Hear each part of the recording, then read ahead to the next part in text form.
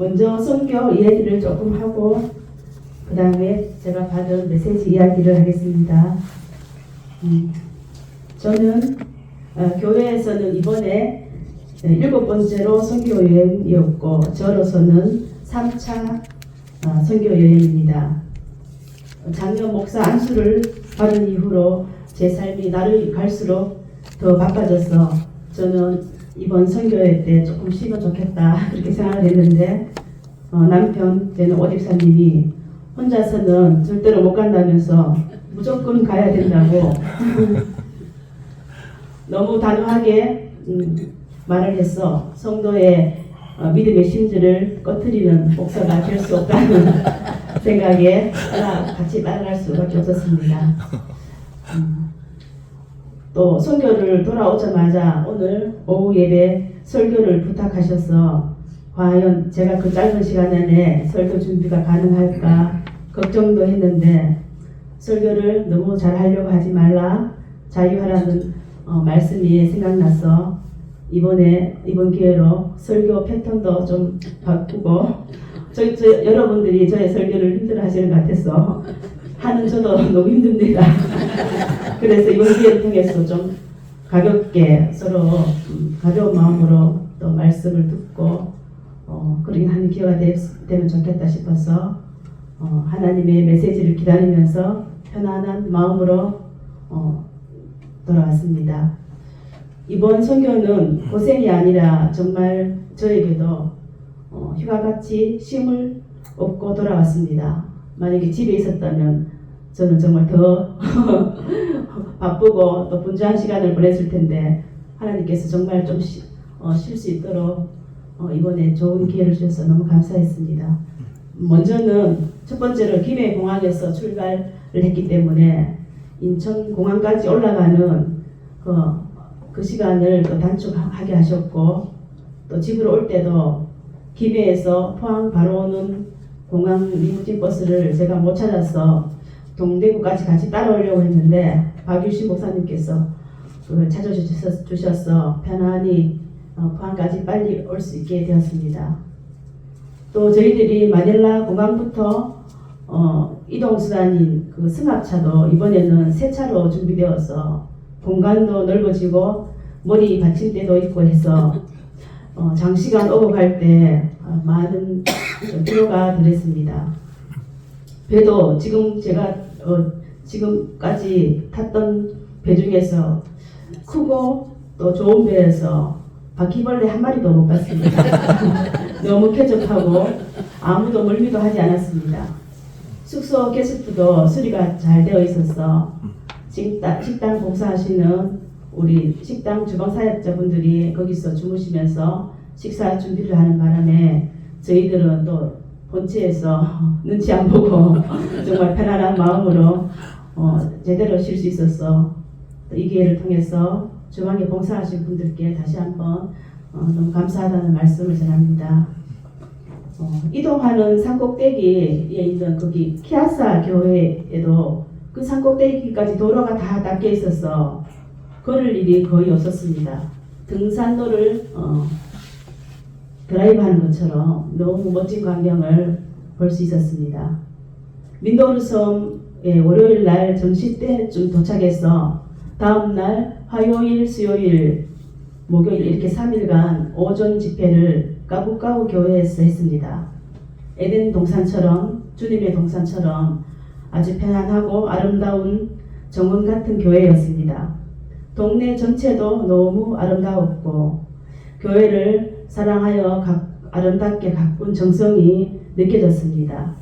3일 동안 저희들을 정성스러운 간식으로 또 식사로 대접하는 사랑의 섬김이 에덴의 강물처럼 흘러나왔습니다. 못 오신 분들을 위해서 저희들이 먹었는 맛있는 간식 얘기를 좀 해드리겠습니다. 찹쌀과 코코넛 오일을 넣어서 바나나 잎을 말아서 납작하고 길쭉한 엿가락 정도 되는 크기로 만든 찹쌀 간식 그것도 있었고요. 또 고구마와 약혼을 깎아서 소금을 약간 넣어서 쪘는데 그건 정말 맛있더라고요. 나중에 주위에 약혼이 있으면 꼭 한번 그렇게 한번 먹어보고 집에서 만들어 먹어보고 싶습니다. 그리고 또 필리핀 수제 쭈쭈바 아이스 캔디라고 부르는 코코넛 그 이제 과일을 갈아서 소세지 모양으로 길쭉한 비닐봉지에 담아서 위는 묶어서 올립니다. 먹을 때 끝을 이로 뜯어서 쪽쪽 빨아먹는 방식인데 거기에 수박이나 망고 등을 넣어서 또 만든다고 합니다. 또 땅콩은 그 나라가 토질이 안 좋은지 우리나라 거보다는 훨씬 작았는데 생땅콩도 주셨고 또 다음에는 또 땅콩을 또 볶아서 주셨습니다. 또 필리핀 커피는 거기다 또 설탕 원당 같은 사탕수수를 넣어서 먹었는데 설탕 커피가 참 맛있었습니다. 그 저희들을 위해서 보온병 온수도 갖다 주시고 얼음물도 갖다 주시고 생수도 갖다 주시고 또 우리가 거기서 오전 집회 3번을 하면서 식사 점심을 3번 대접받았는데 닭볶음을 하루는 간장으로 넣어서 해주시고 하루는 고춧가루인지 빨갛게 해주시고 또 닭튀김도 해주셨습니다. 그리고 마지막 날인가 필리핀 잡채를 해주셨는데 계란지단처럼 길게 보이는 게 있어서 계란지단을 어떻게 이렇게 길게 예쁘게 잘 했나 싶어서 제가 유심히 그걸 먹어보고 했더니 그게 계란지단이 아니고 밀가루가 됐어요. 그 계란국수라고 하더라고요. 그거를 또 우리나라 계란지단처럼 노란색을 또 넣어서 또 예쁘게 해주셨습니다. 그리고 그 교회에 있을 때 모링가이 빵 차가 그 세발 오토바이 그 오븐 차가 그 동네에 왔습니다. 이틀이나 왔습니다. 그래서 그 즉석에서 금방 만든 그 따끈따끈한 빵을 거기 저희들과 그 동네 이제 교인들과 같이 먹을 수 있었는데 빵값은 아주 우리나라 모닝빵 크기 정도 됐는데 5페소로 우리나라 돈으로 한 125원 정도밖에 안 되었어요. 그래서 한 50명 이상 100명 정도 분은 산 것 같은데 그래도 부담 없이 모두가 맛있게 잘 먹을 수 있었습니다. 그 모링가이 빵은 우리가 알고 있는 그 모링가 있잖아요. 모링가이. 그건 거기에서 필리핀에서는 말른가이라고 이렇게 부른다고 합니다. 말른가이 빵. 근데 우리가 그 까우 동네 높은 산꼭대기에 있는 키아사 교회를 갈 때 거기 도로가에서 우리가 포토존이 있어가지고 밑에 바다도 보이고 전망이 너무 좋아서 차를 세우고 사진을 찍었는데 거기 길가에 그 모링가이 잎이 아카시아 잎처럼 생겼어요. 그래서 제가 이렇게 살펴보니 그 비슷한 게 있어서 그걸 뜯어가서 물어봤더니 그게 모링가이 잎이라고 하더라고요. 그 나라에서는 이 잎에 영양가도 너무 많고 그래서 나라 전체에서 권장하고 집집마다 이 나무를 심는다고 하는데 우리는 그 동네에서는 잘 보지는 못했습니다. 그리고 이번에 처음 가신 분들은 우리 새가족 되시는 윤용도 성도님과 우리 또 박경남 목사님과 최진기 목사님 이제 부부가 가셨는데 요 근래 저희 교회에 50대들이 새로 많이 오시는 것 같습니다. 저도 50대라서 50대가 자꾸 들어오니까 너무 좋습니다. 교회에 1번 초기 멤버 세대를 이어서 다음 세대 개최를 위한 하나님의 일하심이 아닌가 기대를 합니다. 모두 하나님을 갈망하는 분들을 보내주셔서 저희 교회와도 너무나 잘 융합이 되는 것 같습니다. 또 윤용도 성도를 특별히 잘 챙겨주라는 우리 조현미 지사님 전화 당부도 받고 해서 제가 신경을 썼는데 마침 오지사님과 나이도 같고 한 방을 쓰게 되어서 둘 다 하나님을 또 만나기를 갈망하는 분이셔서 친구로 잘 맺어주신 것 같았습니다.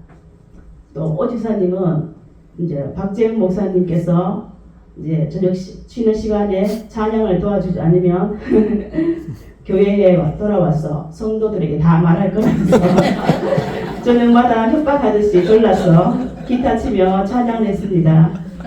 목사님이 손이 아파하시니 마지막 날 출발 이제 준비를 마치고 그때 저희 여성팀들이 박영남 목사님과 찬양을 하고 있었는데 그때 우리 오지사님이 눈이 동그랗게 가서 짐을 빨리 갖다 놓고 다시 또 윤성도님과 같이 합세를 했습니다.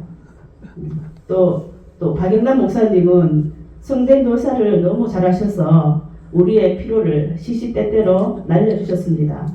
북한말 성대묘사도 하시고 왕궁 성대모사, 군대 성대모사도 하시면서 또 윤용도 성도님도 유머가 많으셔서 같이 유머 상대가 되어주셔서 윤내관도 되어주시고 윤일병도 되어주시고 두 분이 호흡이 참 잘 맞았습니다. 또 저의 에피소드를 하나 말씀드리겠습니다.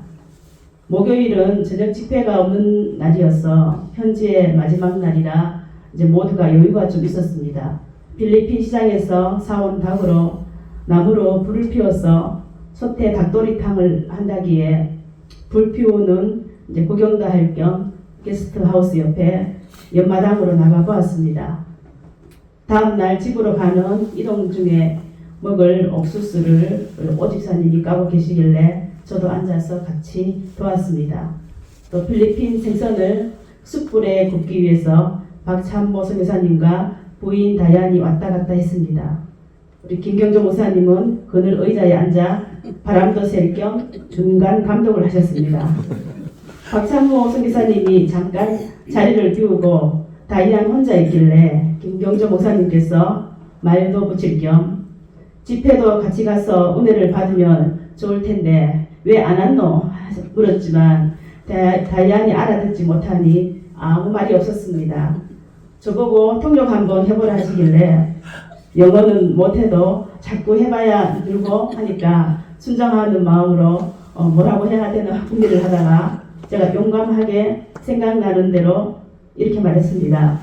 Why는 맞겠죠? Why are you coming worship? 이렇게 말했습니다. 좀 아닌 것 같지만은 그리고 김경장 목사님께서 집에서 잤나? 이렇게 제스처를 했더니 다이안이 가버렸습니다. 가만히 생각해보니까 제가 왜 왔느냐 이런 뜻의 엉터리 영어를 해버렸을 것 같았습니다. 그래서 목사님 제가 거꾸로 말하고 목사님께서 이렇게 하니까 왜 왔나? 집에 가서 자라. 이렇게 이해를 한 것 같습니다. 그래서 저희들이 당황했습니다. 그래서 김경정 목사님께서 큰일 났다. 다이안이 삐졌어. 갔나 보다. 하면서 염려를 했습니다. 다이안이 가서 우는 게 아닐까 혹시 걱정이 되었습니다. 조금 뒤에 박찬모 선교사님께서 오시길래 자초지정을 말씀드렸더니 아니 삐진 건 아니고요. 뭐라고 하는지 못 알아듣겠다고 같이 가서 통역을 좀 해달라고 했어요. 라고 했습니다. 그래서 한바탕 웃었습니다. 손모습이 사람 잡을 뻔했습니다. 손모습이 사람을 잡는데 제가 이 말을 정확히 몰라서 손모습을 이 뜻을 찾아보니까 손모습은 섬에서 올라온 모습으로 말도 통하기 어렵고 사정 파악이 힘든 사람으로 일을 거들라고 데려왔는데 오히려 사고를 치거나 주인을 곤란하게 만든다는 의미라고 합니다. 이렇게 재미있는 일도 있었습니다. 이번에는 제가 받은 은혜를 나누고자 합니다. 정원 같은 까부까부 교회의 낮 집회 2일째인 것 같습니다. 도착하니까 첫날처럼 찬양 음악을 틀어놓았습니다. 필리핀 찬양곡이 마음을 굉장히 차분하게 하고 맑고 진실된 찬양 같았습니다. 교회에 앉아서 기도를 했습니다. 많은 사역자분들이 성령 하나님이 역사하는 일을 감지하며 울기도 하시는데 저는 아직도 잘 못 느낍니다. 그래서 영적 눈과 귀가 열려서 하나님 하시는 일을 함께 알기를 원합니다. 이런 기도를 한국에서부터 계속하고 있었습니다. 그때 갑자기 네가 진실하게 나를 사랑하기 원한다. 이런 하나님의 메시지가 제 마음에 와닿았습니다. 저에게 은사보다 먼저 하나님을 더 깊게 사랑하시기를 원하시는 하나님의 응답이 정확히 맞는 답인 것 같았습니다. 그래서 마음이 너무 가벼웠습니다. 하나님 마음을 알아 사역을 한다고 할지라도 하나님을 사랑하는 마음이 깊고 견고하지 못하면 변질이 될 수도 있고 사역 중심으로 잘못 흘러가 본질을 놓쳐버릴 수도 있기 때문입니다. 예전에 하나님의 뜻을 구했을 때 있었던 일이 생각났습니다. 저희 아이들이 유치원 나이 때쯤 되었을 때 제가 다니는 교회에서 건축을 하면서 건축을 돕기 위해서 우유 배달을 했던 일이 있었습니다. 같은 전도회 또래 집사님이 집에 작은 우유를 일주일에 3번 받고 있었는데 월말이 되어서 제가 추운 겨울날 그 집에 수금을 하러 갔습니다. 복도식 아파트여서 제가 갈 때마다 그 이웃들 엄마들과 너무나 친하게 재밌게 지내는 모습을 보았습니다. 근데 제가 3번이나 갔는데도 없다면서 저를 돌려보냈습니다. 그 우유값이 12,000원 정도였는데 친한 이웃한테 빌려서라도 줄 수 있을 텐데 하는 생각에 제 마음이 몹시 상했습니다. 몇 년이 지나고 그 집사님과 저는 같은 신축 아파트에 이사를 오게 되었습니다. 저를 보고는 그 집사님이 무척 반가워하며 친한 척을 했지만 저는 반갑지도 않았습니다. 그 집사님은 교회를 나오다가 점점 나오지 않는 상황이 되었습니다. 제가 부구역장으로 구역장과 함께 그 집사님이 다시 나올 수 있도록 기도를 하고 있었습니다.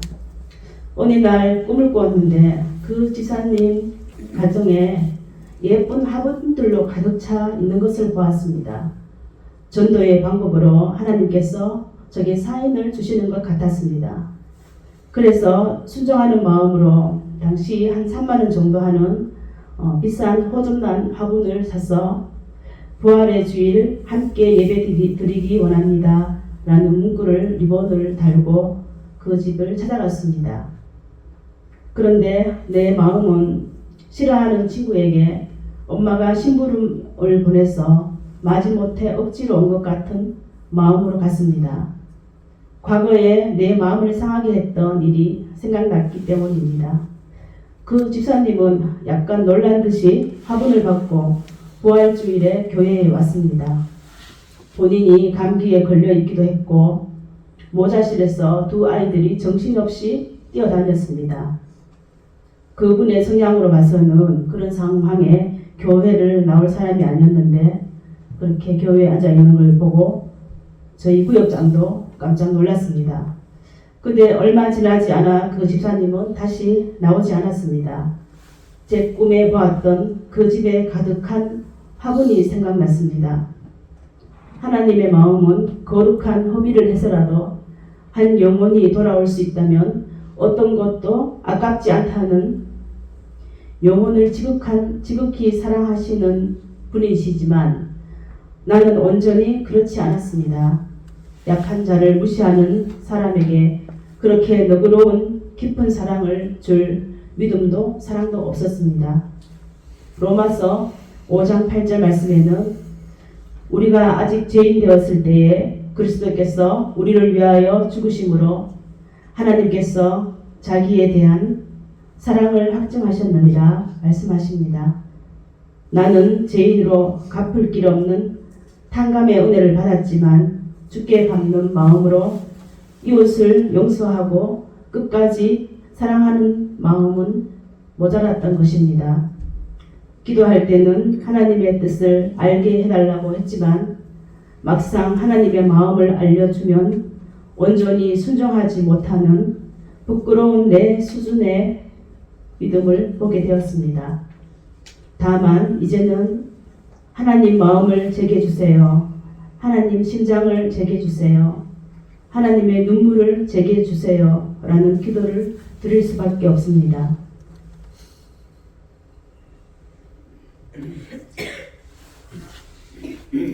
요한복음 14장 21절 말씀에 보면 나의 계명을 가지고 지키는 자라야 나를 사랑하는 자니 나를 사랑하는 자는 내 아버지께 사랑을 받을 것이요 나도 그를 사랑하여 그에게 나를 나타내리라 말씀합니다.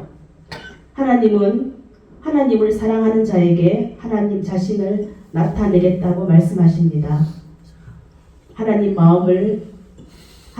마음을 다해 사랑하면 내 안에 하나님이 가득하여서 내 삶에 사랑의 열매도 열리게 됩니다. 그러면 하나님의 계명은 무엇일까요?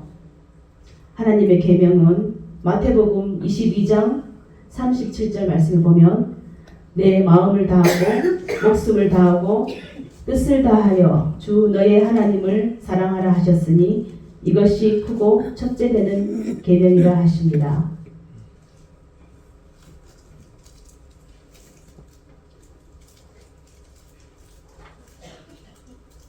저와 가깝게 지내는 저희 오집사님도 이번에 필리핀 선교에 와서 하나님을 꼭 만나리라 다짐하고 왔습니다. 어느 날 필리핀에서 5시에 새벽 예배를 마치고 숙소로 돌아가면서 하늘에 반짝이는 별을 보고 주님 어디 계십니까? 하고 마음으로 기도하는데 사랑하는 자녀야 그 복음성가가 생각났다고 합니다. 그 복음성가는 주여 어디 계십니까? 이 죄인 울고 있어요. 사랑하는 자녀야 내 너를 위하여 사랑하는 아들까지 손과 발 못 박았단다. 탕자처럼 길을 잃고 절망 속에 헤매고 시기 질투 제약으로 내 뜻대로 살아가다 찢어지고 병들어서 세상 사람 외면할 때 주여 어디 계십니까? 이 죄인 찾고 있어요. 사랑하는 자녀야 내 너를 위하여 사랑하는 아들까지 가시 면류관 섰단다. 주여 어디 계십니까? 이 죄인 만나주세요. 사랑하는 자녀야 내 너를 위하여 사랑하는 아들까지 십자가에 달렸단다. 제가 옷 정리를 할 때 10,000원이나 몇천 원이나 1, 2만 원 주고 산 옷은 입어보고 마음에 들지 않으면 쉽게 버릴 수 있습니다. 그러나 100만 원 가까이 주고 산 옷이라면 마음에 들지 않아도 얼마 주고 샀는데 하는 생각이 들어 쉽게 버릴 수 없습니다. 하나님은 우리 한 영혼을 얼마의 대가를 지불하고 구하셨을까요? 자신의 아들의 생명과 바꿨다면 그 가치는 모든 걸 건 것과 같습니다. 자신의 생명보다 더 귀한 가치가 아닐까요? 자녀를 위해서라면 부모의 목숨은 아끼지 않지 않습니까? 오집사님이나 저나 하나님께 받은 응답이 같다고 봅니다. 하나님과의 소통을 소원하고 깊이 만나고 싶어하고 하나님의 동력자로 쓰임받기를 원하는 마음입니다. 하나님은 그런 우리에게 하나님 사랑의 확신, 모든 것을 내어주신 그 확신을 가지라고 말씀하시는 것 같습니다. 더 깊은 사랑 안으로 들어오라고 초대하시는 초청의 답장입니다. 그래서 저는 늘 사역의 자리에서 외국어를 못 알아듣는 사람처럼 부끄럽기도 하고 답답하기도 했는데 이제 마음이 편안해졌습니다. 지금은 하나님의 품에 더 파고들어 그 따뜻함과 신실하심을 맛보고 믿음의 그릇을 키우라는 뜻으로 받았습니다. 내 마음을 다하여 사랑하라고 하셨는데 하루에 하나님 생각, 성령님 의지하는 마음, 감사와 기도하는 마음이 몇 프로일까 생각해 봅니다. 만약 지금 70-80%라면 95% 이상 올려야 합니다. 하나님께서 그 마음을 원하시는 것 같습니다. 그리하여 마음에 하나님으로 가득할 때 내 영의 눈이 밝아지고 주님의 마음이 느껴지고 주님의 아픔이 알아져서 주님과 내가 하나가 되리라 생각합니다. 만약에 하나님을 우리가 살 수 있다면 여러분은 얼마까지 투자해서 하나님을 사시겠습니까? 내가 죽고 예수로 사는 영의 사람이 되기를 기도합니다. 저처럼 아직 보이지 않고 들리지 않고 하는 분들이 있다면 낙심하지 마시고 주님을 사랑하는 일에 더 힘쓰며 희망을 가지시기 바랍니다. 기도하겠습니다.